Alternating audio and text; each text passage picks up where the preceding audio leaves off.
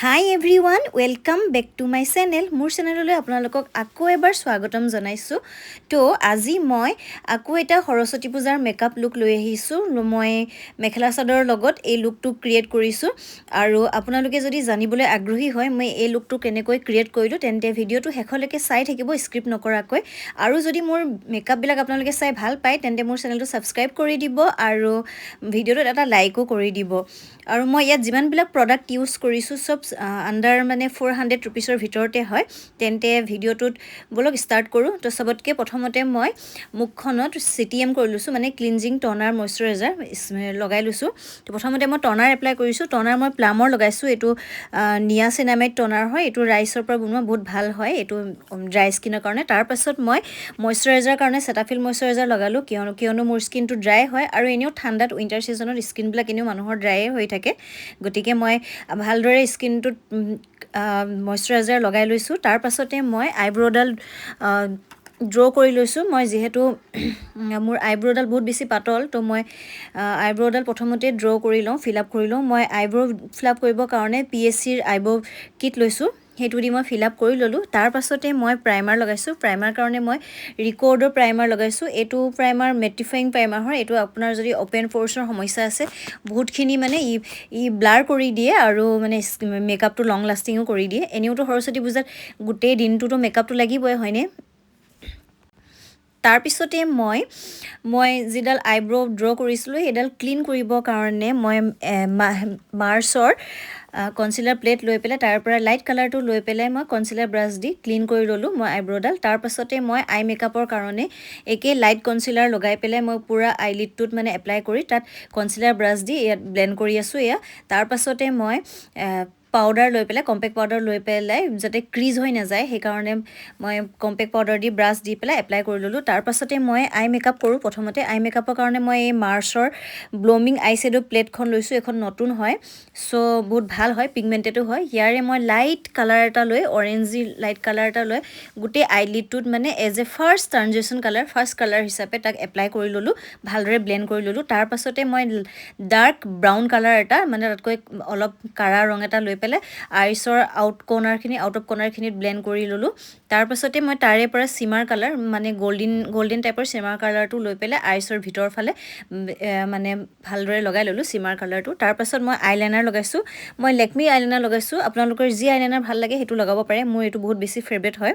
আইলাইনাৰটো মই ড্ৰ কৰি ললো। তাৰ পাছতে মই কাজল লগাইছো। কাজলডাল মই ৰেনিৰ কাজল লগাইছো। খুব ভাল হয় পিগমেন্টেড কাজল হয়। এডাল মানে 12 আৱাৰ্স ধুনিয়াকে লং লাষ্টিং কৰে আৰু তাৰ পাছতে মই এতিয়া বেস মেকআপটো কৰিম। তাৰ আগতে মই বেস মেকআপ কৰাৰ আগতে মই এটো ইনসাইটৰ হলিউড ফিল্টাৰ লগাই লৈছো।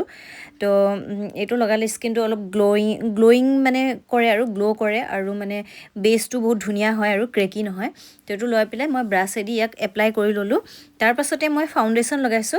এটো মাৰ্চৰ ফাউণ্ডেশ্যন হয় জিৰো ব্লেন্ড ফাউণ্ডেশ্যন। এটো বেছি মানে হেভি নহয় লাইট ওয়েট হয় আৰু মানে ইয়াৰ হেৰিটো বহুত মানে প্ৰডাক্টটো বহুত মানে লাইট ওয়েট হয় ৰানী টাইপ আৰু মানে ওয়াটাৰ টাইপ আৰু বহুত মানে লিকুইড টাইপ হয়।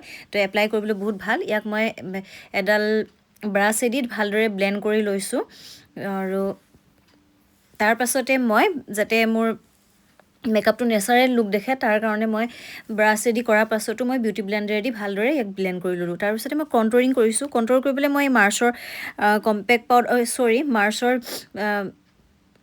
প্লেটখনে লৈছো। এয়া কনসিলাৰ প্লেটখনে তাৰ পৰাই লৈ পেলাই ইয়াতে মানে গোটেইকেইটা পায় মানে কালাৰ কাৰেক্টিং মানে কনসিলাৰ আৰু মানে গোটেইখিনি পায়। এইখিনি কৰি পেলাই মই কন্ট্ৰোল কৰি ললো। কন্ট্ৰোলো পায়। তাৰ পাছতে মই এটো ইনসাইটৰ হয় লিকুইড ব্লাছ লিপ এণ্ড চিক টিন্ট হয়।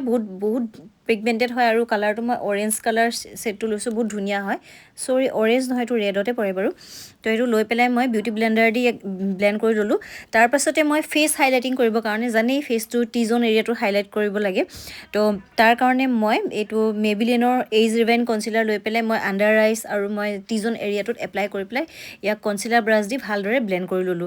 আৰু ইয়াৰ পাছতে মই কম্পেক্ট পাউডাৰ লৈছো। মই মেবিলিনৰ কম্পেক্ট পাউডাৰ লৈছো। এই কম্পেক্ট পাউডাৰটো লৈ পেলাই মই মোৰ মেকআপটো মানে ফিক্স কৰিছো সেট কৰি লৈছো যাতে মেকআপটো মানে একে ঠাইতে বহি ৰয়। তো কৰি শেষ হোৱাৰ পাছতে মই মানে ক্ৰীম কণ্ট্ৰৰটো ছেট কৰিবৰ কাৰণে পাউডাৰ কণ্ট্ৰৰ লৈছোঁ। এইটো ৱেট এণ্ড ৱাইল্ডৰ কণ্ট্ৰৰ প্লেট হয়, তাৰ পৰা লৈ পেলাই মই কণ্ট্ৰৰটো এপ্লাই কৰি লৈছোঁ। ব্ৰাছেদি ইয়াক ব্লেণ্ড কৰি লগাই লৈছোঁ আৰু নোজ এৰিয়াটো লগাইছোঁ যাতে মোৰ নাকটো অলপ দীঘল দেখে। তাৰপাছতে মই ব্লাছ অন কৰিম। ব্লাছ অন কাৰণে আই মেজিকৰ এখন প্লেট হয়, ইয়াত বহুতকেইটা কালাৰ পাই যায়। তাৰে পৰাই মই লাইট পিংক কালাৰটো পিক কৰি পেলাই লৈ পেলাই মই 6ত এপ্লাই কৰি লৈছোঁ মোৰ গালত ব্লাছ অন। তাৰপাছতে মেকআপটো ফিক্স কৰিবৰ কাৰণে মই মাৰ্চৰ চিল দা ডিল মেকআপ ফিক্সাৰ লৈছোঁ যাতে মেকআপটো ফিক্স হয়। তো ইয়াক গোটেই ফেচটোত মই মেকআপ ফিক্সাৰটো লগাই ল'লোঁ।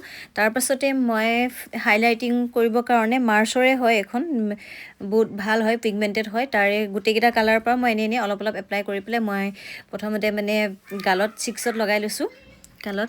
আৰু বহুত বেছি পিগমেণ্টেড হয়, দেখিছেনে কিমান ধুনীয়া মোৰ গালখন মানে গ্ল' কৰিছে মানে, আৰু খুব মানে ভাল লাগিছে মানে। তো তাৰ পাছতে মই মোৰ মানে কাজলখিনি স্মক আউট কৰিবৰ কাৰণে সৰু ব্ৰাছ এডাল লৈ পেলাই তাক ব্লেণ্ড কৰি ল'লোঁ, লাইট ব্ৰাউন কালাৰটো পিক কৰি পেলাই। ইয়াৰ পাছতে মই লিপষ্টিক এপ্লাই কৰিম। মই লিপষ্টিকৰ কাৰণে নিউড শ্বেড পিক কৰিছোঁ, তাৰ পৰাই 04 কালাৰটো লৈছোঁ, পিচ ব্ৰাউন কালাৰৰ। প্ৰথমতে মানে আউটলাইনটো মাৰ্চৰ পেঞ্চিল দি আঁকি ল'লোঁ। তাৰ পাছতে মই লিপষ্টিকটো এপ্লাই কৰি পেলাই মোৰ লিপছত এপ্লাই কৰি ল'লোঁ। তাৰপাছতে মই এয়া ফলছ আইলেছেছ লগাইছোঁ। এয়া মই এমেজনৰ পৰাই লোৱা হয়, এইটো ৰিয়েল হিউমেনৰ হয়। তো এইটো মই লগাই লৈছোঁ এপ্লাই কৰি পেলাই। মই অফ কেমেৰাতে ইয়াক মানে হেৰি কৰি লৈছিলোঁ, আঠা লগাই থৈছিলোঁ, তো এপ্লাই কৰিলোঁ। তাৰপিছত এয়াই হ'ল মোৰ সৰস্বতী পূজাৰ ফাইনেল লুক। আৰু ছাইডত মই এনেই বাহিৰত এটা মানে ক্লিপ লৈছিলোঁ, সেয়া পূৰা ফুল লুকটো আপোনালোকৰ লগত দেখি শ্বেয়াৰ কৰি দিছোঁ।